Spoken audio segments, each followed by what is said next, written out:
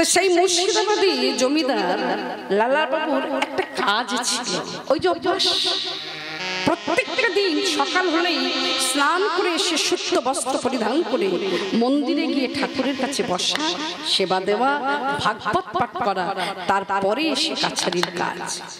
একটু খাটতে তো হবে, পরিশ্রম তো করতেই হবে, নিজের কাজটুকু তো দেখে নিতে হবে।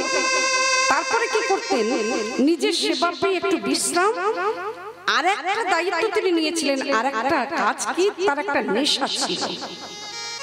আপনাদের যেমন আজকের হরি নামের নেশা, হরি নামের যদি আপনাদের নেশা না থাকতো তাহলে কি আপনারা এখানে আসতেন? হরি নামের নেশাতেই আসে।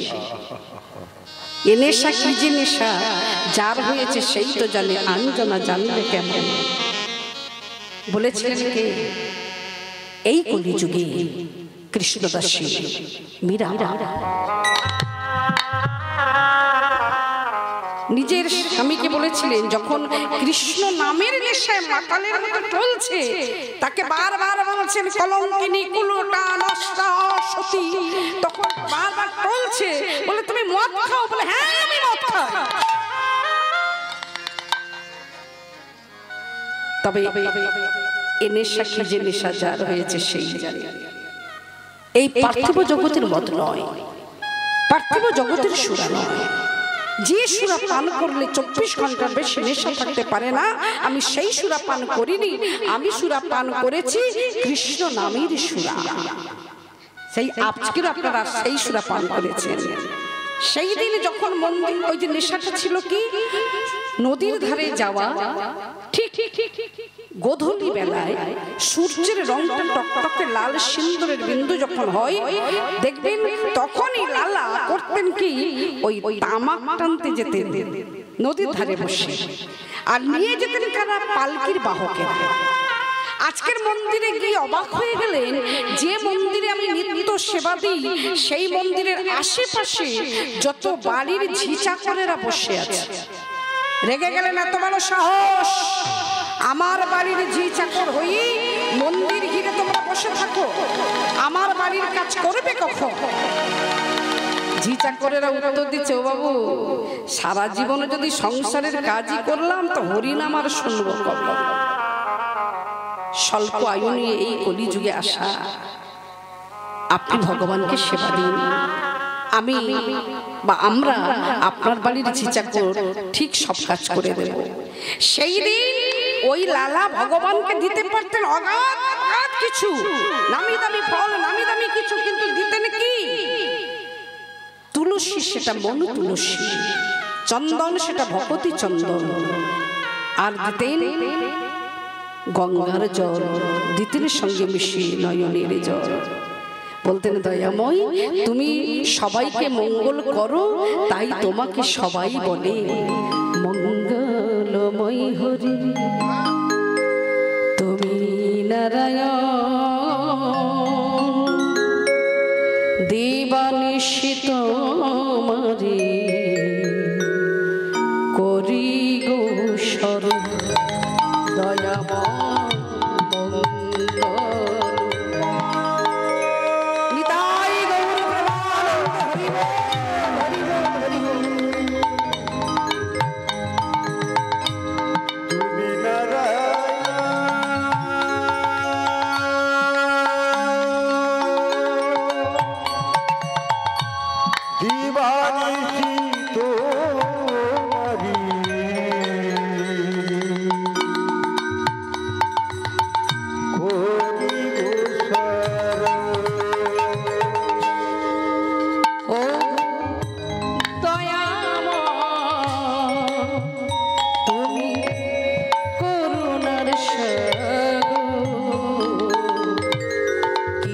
আছে আমার, বলো কি দিব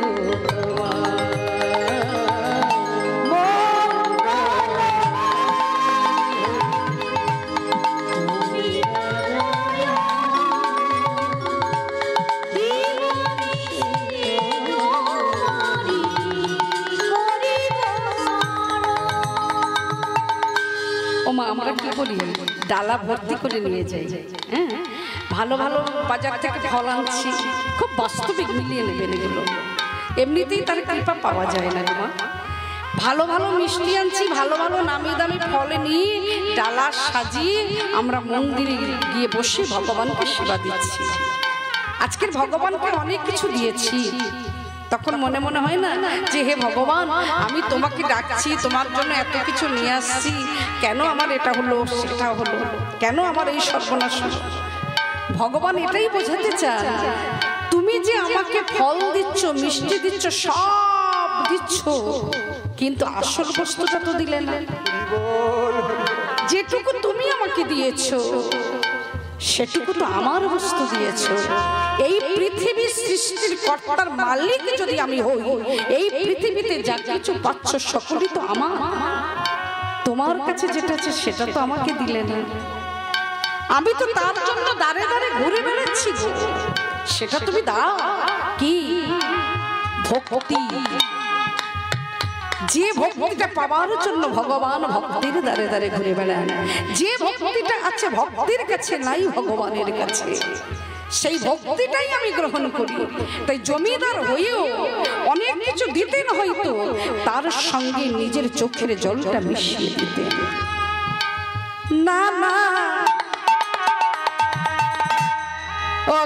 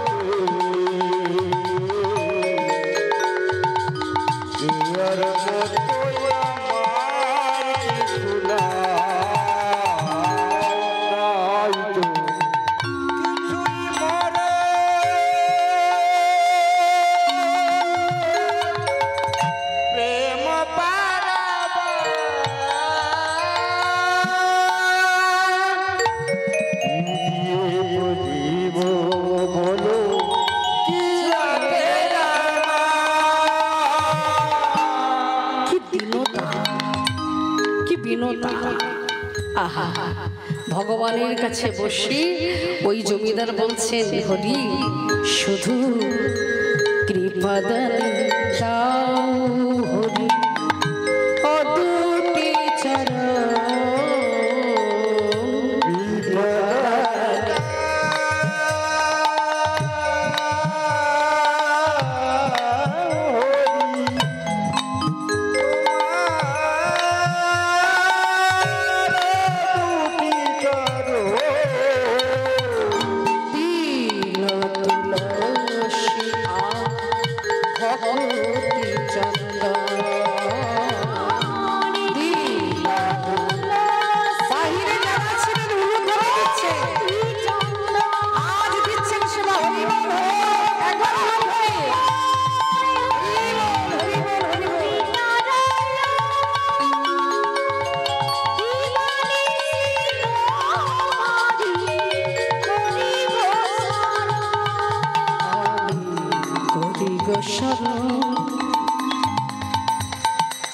কেউ জানে না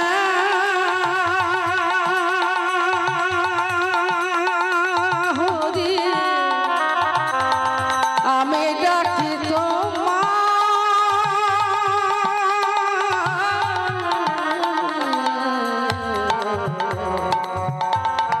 কৃপাময় হরি তুমি কৃপা করো জগৎ।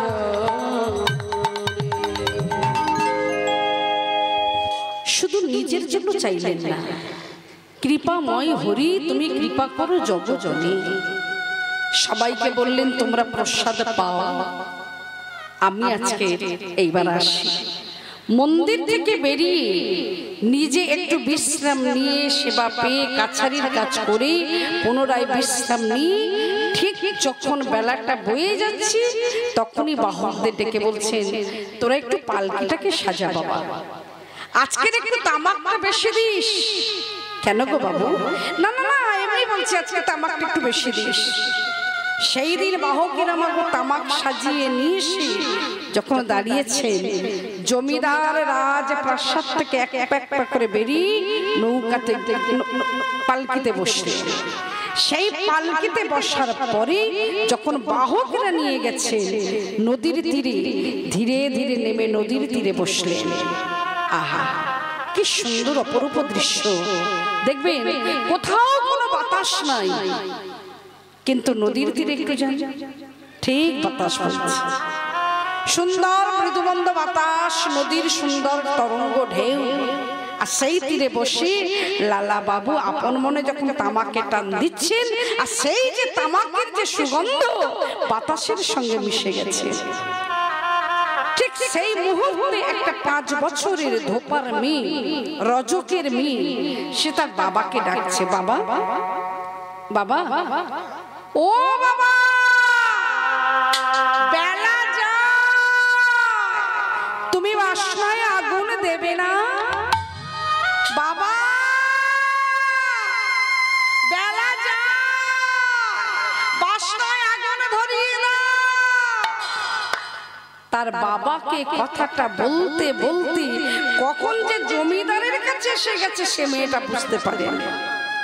আর জমিদার তামাকে টান দিতে দিতে যেই শুনেছে যে বেলা যায় বাসনায় আগুন ধরিয়ে দাও, তখন তামাকে টান দেওয়াটাও মা বন্ধ করে দিয়েছে।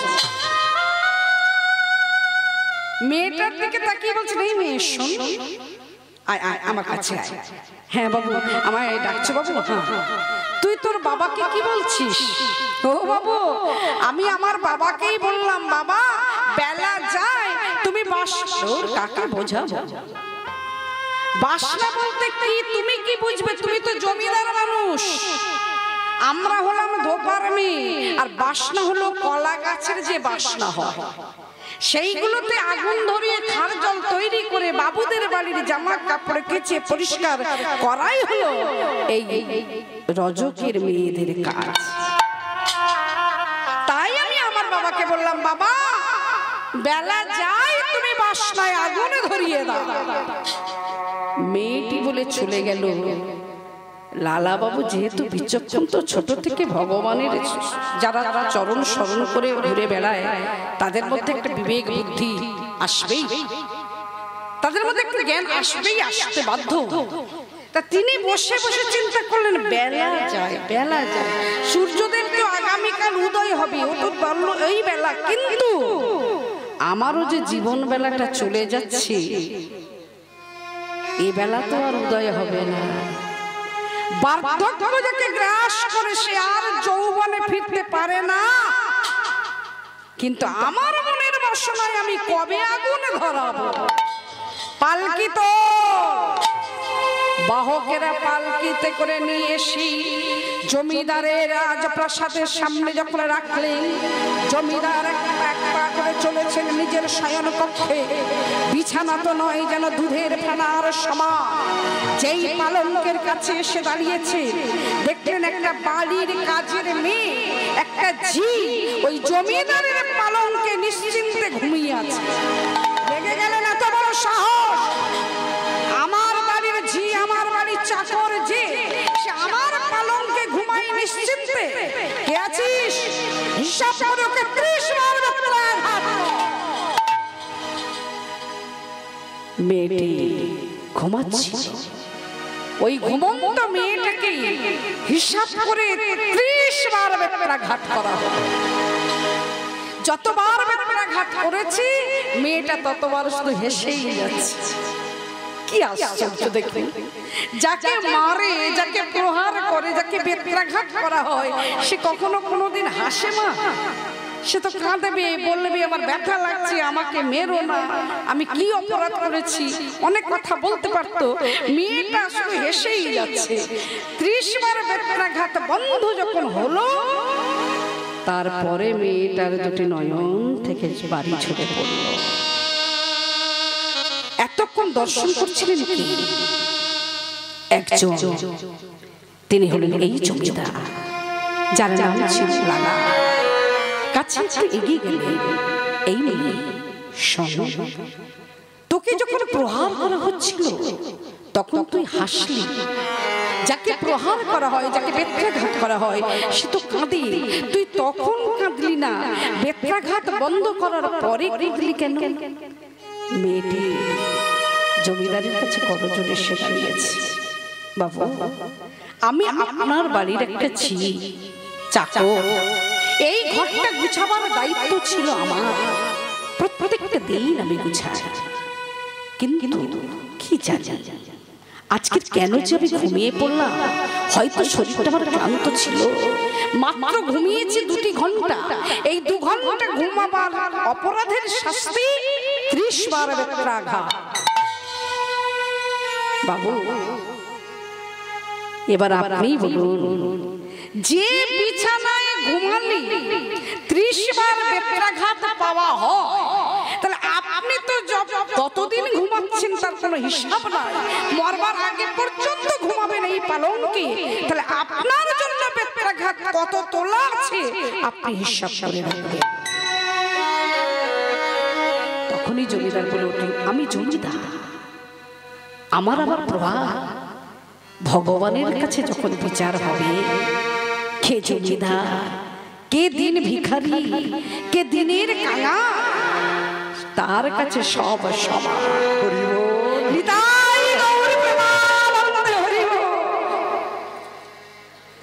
ভগবানের বিচারের খাতায় কে বা ধনী, কে বা গরিব, কে বা দিনের দিন ভিখারি,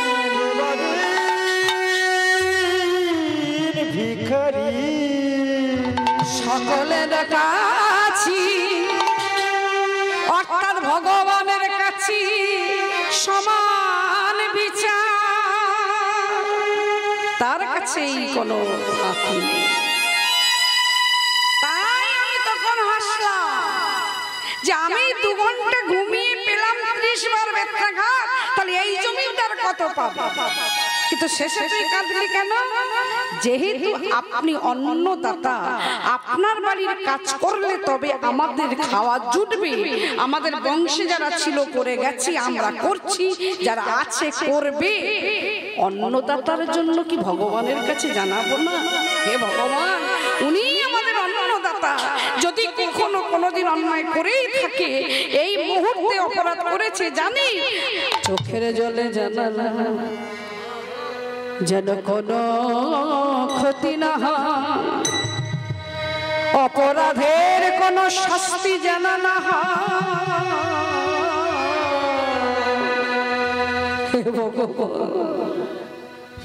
জানালামে চোখের জলে ওনার যেন কোনো শাস্তি না হয়। তাই আমার 2টি নয়ন থেকে অবিরত বাড়ি ঝরে পড়ল। মেয়েটির কথা শুনছি, মনে পড়ে যাচ্ছে একটা ধোপার মেয়ে বলল, বেলা যায় বাসনায় আগুন ধরিয়ে দাও, এই বিছানায় ঘুমালে আমার জন্য প্রহার। না না না, এই শাস্তি আমি নেব না। মেয়েটার ধরলেন হাত, শোনবা, যে বিছানায় ঘুমিয়ে তুই পেলি প্রহার, আমি আজ থেকে প্রতিজ্ঞা করলাম আর ঘুমাবো না।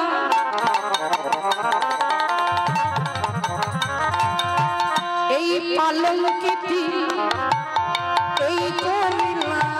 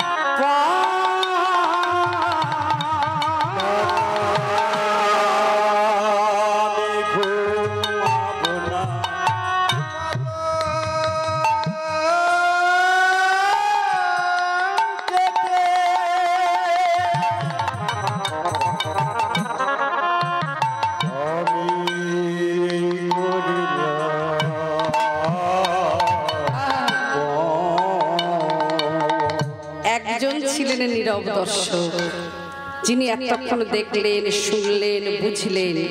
তিনিই হলেন মগো জমিদারের স্ত্রী, যার নাম ছিল কাত্যায়নী।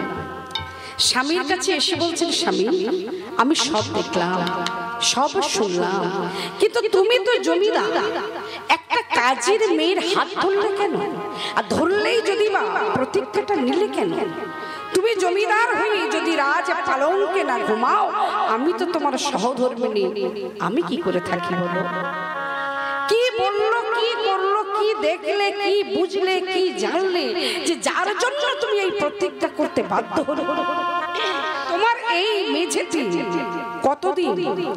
একদিন, দুদিন, 3 দিন? যেই বলেছে একদিনে, দুদিনে, 3 দিন, সঙ্গে সঙ্গে মেয়েটার হাত ছেড়ে দিয়ে বলছেন, কাত্যায়নী আমি ততদিনে ওই বিছানায় আর ঘুমাবো না, আমার এই প্রাণ থাকবে যতদিন।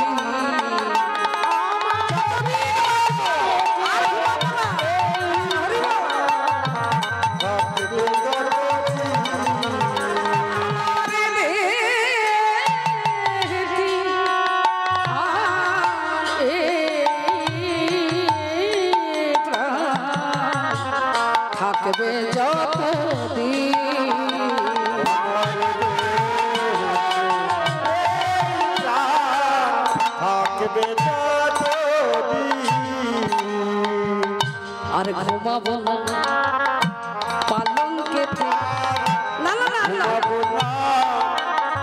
পালঙ্কেতে, আমি এই প্রতিজ্ঞা